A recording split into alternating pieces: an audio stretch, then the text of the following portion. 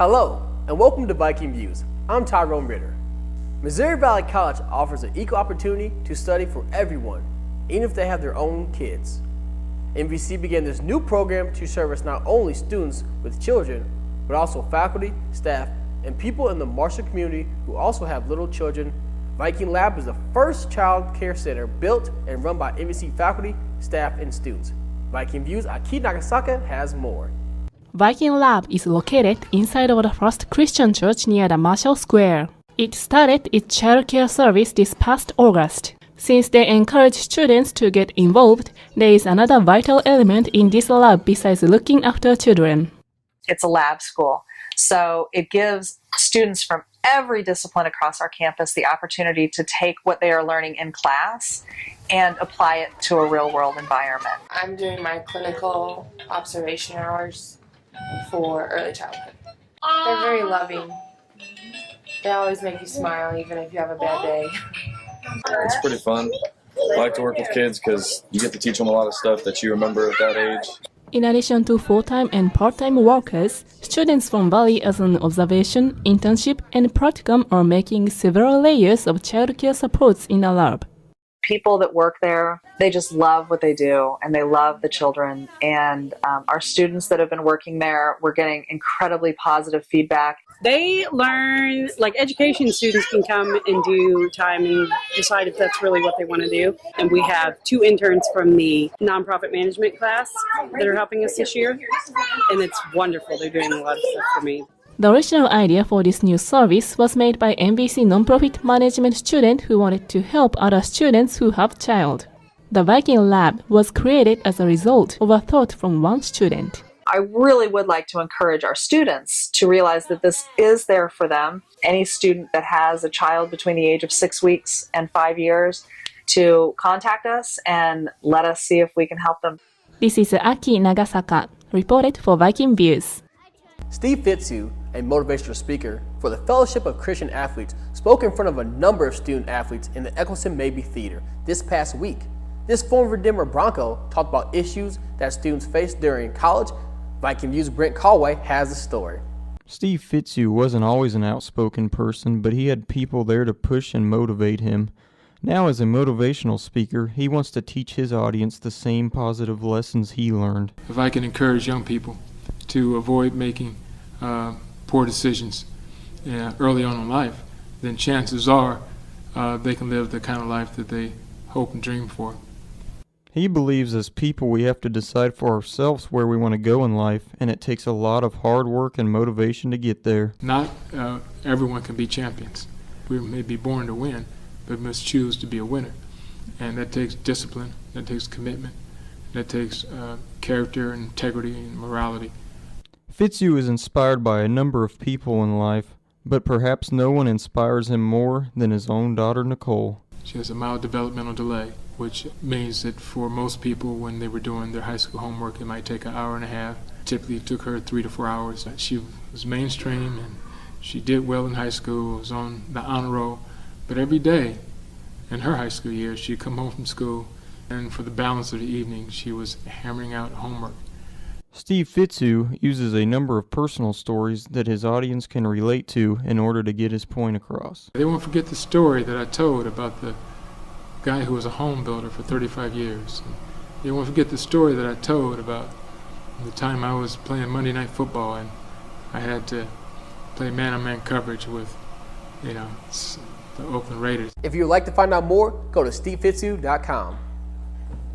The Missouri Valley Vikings football team evened its record at 1-1 with a 33-9 victory against Harvard America Conference rival Mid-America Nazarene. The Vikings opened the scoring midway through the first when Bruce Reyes hit Drell Davis for a 64-yard touchdown pass. Reyes was 13 of 17 for 174 yards and 2 first-half touchdowns.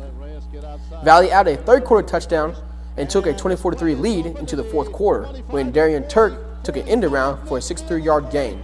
Jades Tillman finished the drive with a 13-yard run, giving the Vikings a 31-3 lead. Mid-Am added a late touchdown. Valley blocked the extra point and returned the ball for a 2-point conversion for the 33-9 final.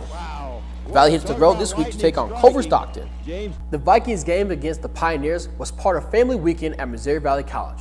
For more on the weekend's festivities, we turn to Viking Views' Janelle Garcia. Missouri Valley College had family weekend this past weekend. The sun was shining while family and faculty tailgated on Saturday. Families enjoyed themselves as well as students who played games on the lawn. Music was playing, barbecue pits were smoking, and the smell of barbecue was in the air. We have pork burgers and brats and hamburgers and hot dogs. Yeah, potato salad, birthday cake. We had a birthday. Families spent time with their children and were able to see a glimpse of their college life. It's fun to come down and meet some of his friends and their parents and kind of see what his life is like here. Football is a favorite event that takes place on family weekend. Varsity football played against Mid-America and won 33-9. Missouri Valley College had a successful family weekend turnout. I am Janelle Garcia reporting for Viking Views. There are many good teams on the campus of Missouri Valley. The men's soccer team is one of them. The 11th ranked men's soccer team is playing well. They beat another team easily. This time it was Dakota Wesleyan University, Sunday at Greg Mitchell Field. The Vikings scored 8 goals and senior goalkeeper Josh Wells put up another clean sheet. The first goal of the match was on a penalty kick, 27 minutes into the game. Chaz Foss, a Dakota Wesleyan defender, tried to save a goal, and he used his hand. He was issued a red card because he was in the box. The Tigers played the rest of the match with only 10 men. Leading scorer for the Vikings, senior Nicholas Alexander booted the penalty kick in for a 1-0 lead. Less than 2 minutes later, Alexander scored his second goal of the match. He put one past goalie Alex Nelson to give the Vikes a 2-0 lead, and that's how the first half would end. The second half was barely 5 minutes old when Tiago Ferrer scored. Ferrer then put in another goal about 90 seconds later. In the 55th minute, Alexander completed a hat-trick with a shot past the goalkeeper that bounced off a Tiger defender. The goals kept coming from Missouri Valley. Carlos Burstand, Declan Price, and Gabriel Norrie all scored before the final whistle blew. Alexander, with his hat-trick, now leads the team with 6 goals scored, and he has 5 goals in his last 2 matches. But he's very confident the team can continue to get better. A lot more confident this year with the team we've got and the squad we've got. I say we could go all the way if we put our heads to it and play well, definitely. Josh Wells has back-to-back shutouts and 3 shutouts on the season in 7 matches. It's great. I just want to keep getting as many clean sheets this season as I can. At the moment, I'm averaging under a goal a game, so I want to keep up that good work. The win gives the Vikings a 6-1 record, and their next match is against the 8th-ranked Ashford University Saints. October is Cancer Awareness Month. The Rodeo team has teamed up with Fitzgibbon Hospital. Viking Views' Catherine Flores has more. The MVC Rodeo team and Fitzgibbon Hospital have come together to sell pink bandanas to raise awareness for cancer. Mary Keller contacted me, and Tough Enough to Wear Pink concept has been around the sport of the rodeo for several years. And she brought it up, and we're just taking advantage of the opportunity to be at the rodeo with Tough Enough to Wear Pink. Yes, ma'am, because I don't know anybody that hasn't been touched by cancer. Students who have been affected by cancer show their support by wearing pink. To me, it means a lot. My mom had breast cancer when I was a young child, and she lived, she made it through it, she beat cancer, and she don't really flaunt on it very much or say, hey, I beat cancer, you know. She's just a very modest woman, and she's been an idol to me, and every time I'm at a rodeo and I'm up on a night that it's Tough Enough to Wear Pink, I'm wearing my pink shirt and I'm supporting all the women that are battling or have battled breast cancer, and also supporting my mother. Yeah, I'll definitely buy one. I think breast cancer awareness is a special time or a special month. My mom had breast cancer actually, and I support her, so yeah, I would definitely buy one and attend to that rodeo and rock that bandana. We hope everybody comes out and takes advantage of the opportunity to see our college rodeo, to be involved with the Tough Enough to Wear Pink program. The bandanas are available at the bookstore and the hospital for $5 each. Catherine Flores, Viking Views.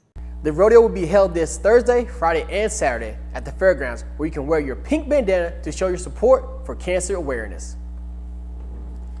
For some people, Friday means it's payday, party time, or finally time to relax. At Valley, it also means it's time to get a good deal on some popcorn. Viking Views' Phil Fowler has more. Merrill Library holds Popcorn Friday every week here on Missouri Valley campus, giving students another reason to thank God it's Friday. Although the library has always sold pastries and hot drinks, Popcorn Friday is relatively new, with this being the first semester for the once-a-week occasion. The idea first came about last summer when library staff members wanted to increase the use of the popcorn machine. In charge of the event is Jay Steinkühler, the special events coordinator for the library. According to her, the success of Popcorn Friday is better than she initially expected. It's gone over very well. I'm really surprised at how many people will respond to the emails that I send out, or they'll come over and they'll want popcorn. And especially if you have students in the building or people in the building, once that popcorn smell starts wafting upstairs, they start coming down and, oh, I need a bag of popcorn. Each bag of popcorn sells for 75 cents, and the proceeds go back to the popcorn budget, which helps guarantee that the popping won't stop. Selling the popcorn for 75 cents was made up to be a good deal for potential buyers, but some say that price is still high and suggest it be lowered. I do not think 75 cents is a fair price. I think it should be 25 cents. For less than $1, popcorn sales can be considered beneficial for both the library and the buyer. Students and staff can get a quick snack, while the library gets use out of the machine that went unused for a year prior to this weekly event. So whether you're on campus studying or just having a craving for some popcorn, take advantage of the last weekday with Popcorn Friday. This is Phil Fowler with the Viking Views.